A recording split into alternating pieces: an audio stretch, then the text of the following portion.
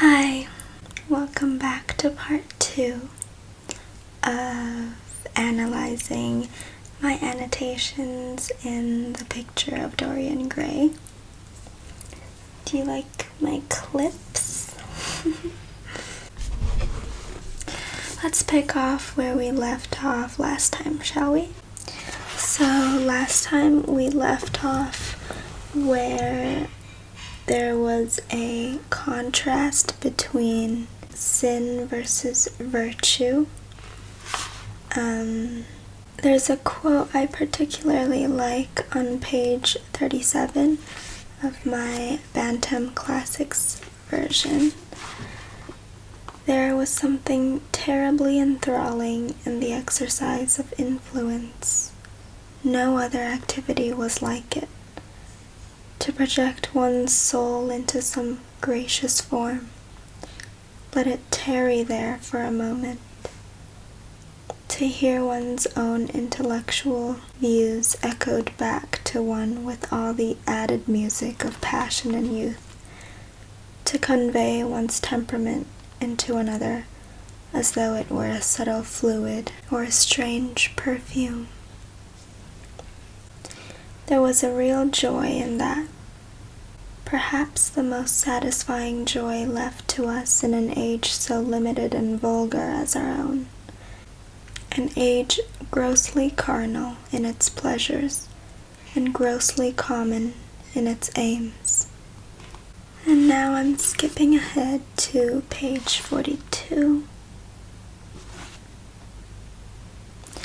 And there's a lot of references in the picture of Dorian Gray to Greek gods, like here, or just like concepts and ideas. There is philosophy, pleasure, bacchant, silliness.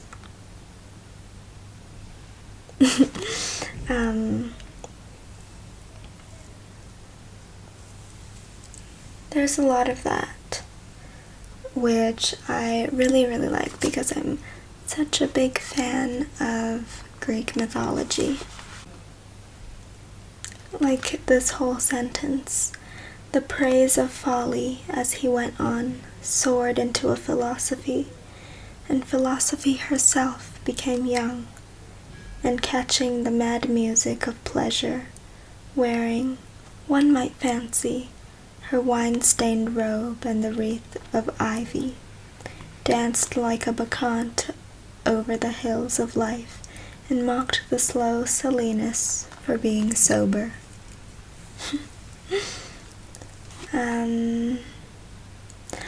Lord Henry is, of course, the reason for Dorian's downfall. From the beginning of the book, he keeps exercising this like bad influence over him, even though he does pass on his hedonistic ideals, which is one of the reasons I and so many other people love the book, the filthy hedonism. But also Dorian is just a very easily influenced person in general. Also, Mr. Erskine asks Lord Henry that you talk books away, why don't you write one? And Lord Henry says, I am too fond of reading books to care to write them, Mr. Erskine. I should like to write a novel, certainly a novel that would be as lovely as a Persian carpet and as unreal. And I circled the words lovely and unreal, so that is a parallel to the way he feels about Dorian. He is lovely and he seems unreal, and that's just the basis of Lord Henry's ideals that we will continue to see throughout the rest of the novel.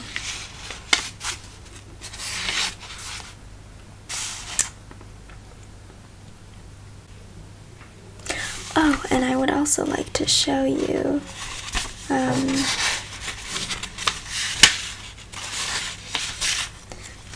my tab labels that I have finally put in here.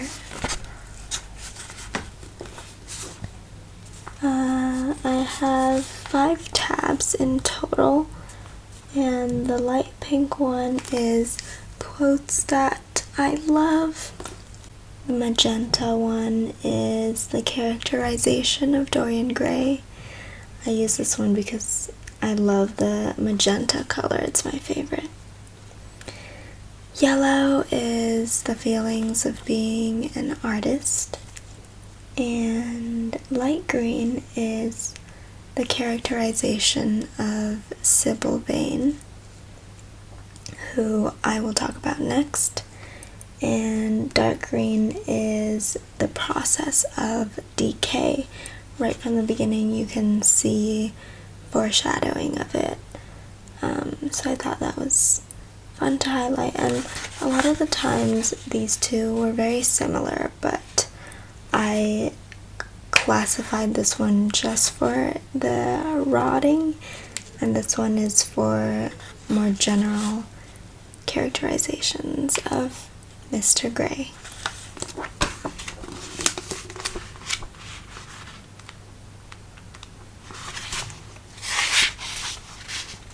So on page 47 we meet Sybil Vane, and right from the beginning you can see how fake and doomed Dorian and Sybil's love is.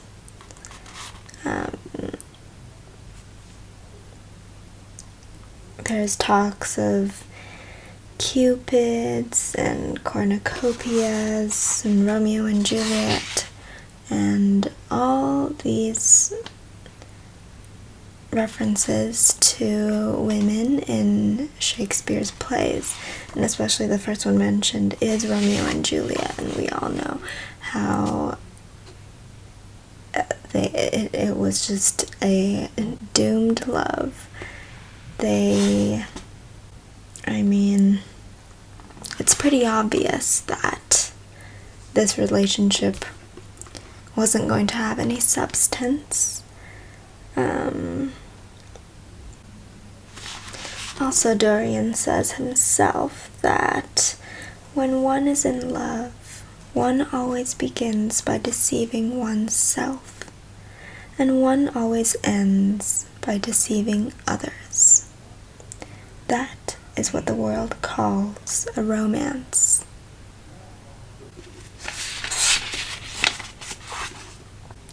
Also, of course, Sybil Vane insists on calling Dorian her Prince Charming, again insinuating the insubstantialness of their whole relationship.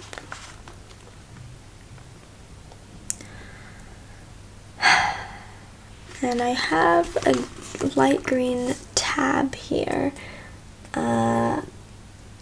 Dorian is still telling Lord Henry about Sybil Vane, and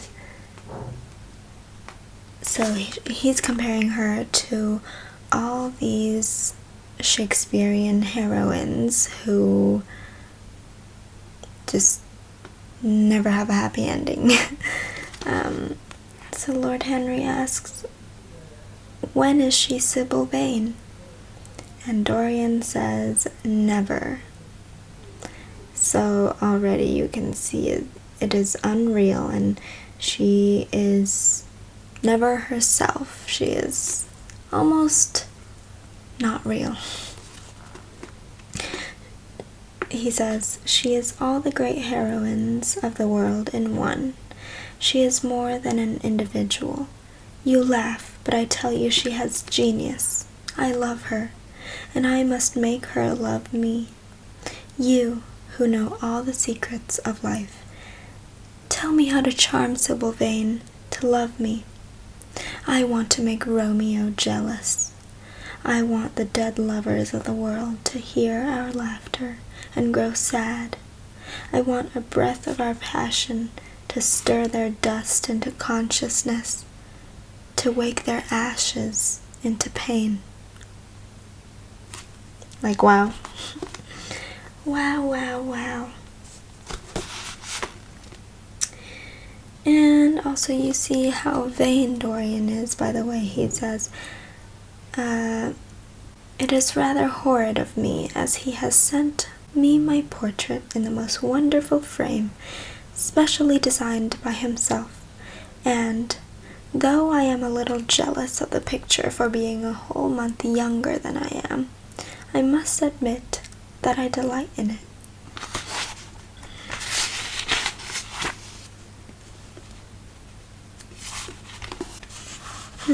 Here, what did I write? I put a dark green tab. Oh, I wrote, where does Dorian Gray begin and where does he end? Referring to these quotes on page 56. It was true that as one watched life in its curious crucible of pain and pleasure, which I circled, one could not wear over one's face a mask of glass, nor keep the sulphurous fumes from troubling the brain and making the imagination turbid with monstrous fancies and misshapen dreams. To note the curious logic of passion and the emotional colored life of the intellect, to observe where they met and where they separated, at what point they were in unison, and at what point they were at discord. There was a delight in that. What matter what the cost was? One could never pay too high a price for any sensation. Again, it is that hedonism.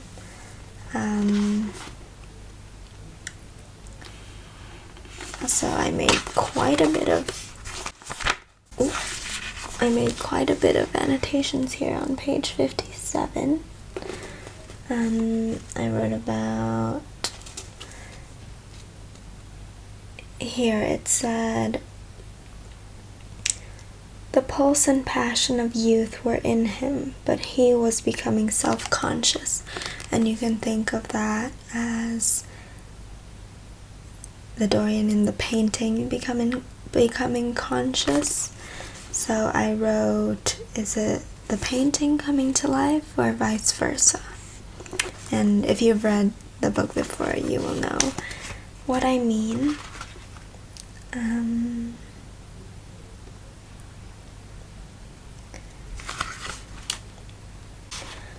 There was animalism in the soul, and the body had its moments of spirituality, which could also be interpreted about the painting. Also, there's this very interesting passage here about the soul. It asks, was the soul a shadow seated in the house of sin, or was the body really in the soul, as Giordano Bruno thought? The separation of spirit from matter was a mystery, and the union of spirit with matter was a mystery also. And Giordano Bruno, if you don't know, was a, what do I call him? A philosopher? But anyways, I'm not sure exactly what his title was, but I read about this whole theory about the soul and the spirit and matter in a book called Eros and Magic in the Renaissance. It was very interesting. It was about how the separation of humanity's belief from magic to science, because there was a big shift, of course. Humanity used to be very superficial and believing everything was either the work of God or the devil, and people were witches if you know. So it was about that, and just the magicalism in the world that people believed in. It was very interesting. So now we are on page 58 at the end of chapter 4. I underlined, his sudden mad love for Sybil Vane was a psychological phenomenon of no small interest. And I wrote that he became unreal, therefore is seeking the unreal.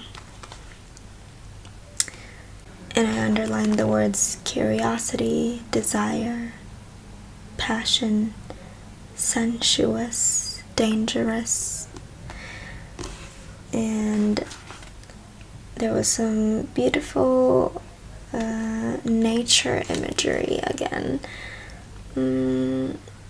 which I'm not going to read because I have an even more interesting analyzation of this very last 2-ish paragraphs of the end of chapter 4. There's a lot of references to time. I circled sunset and end and 12:30 o'clock, and then engaged to be married to Sybil Vane. So there's sunset and end, and sunset equals an ending. That's what sunsets symbolize. And then 12:30 o'clock is past midnight, which also symbolizes death and rebirth. I think it just started raining. Don't know if you can hear it, but so that midnight, along with being engaged, there is a sense of finality to it, and which also foreshadows what is coming later in the book.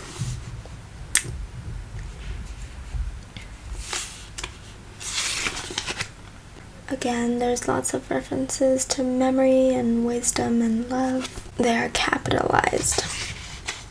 I just think that is very cool. I also had some analyzations about Sybil Vane's mother. I'm on page 70 now. I'm not really sure about these annotations since I've never read anything about Sybil Vane's mother in a scholarly context, but her son at one point asks about his biological father, and then afterwards the mother, this is the narration of the mother, she would have liked to have continued the scene on the same emotional scale, but he cut her short.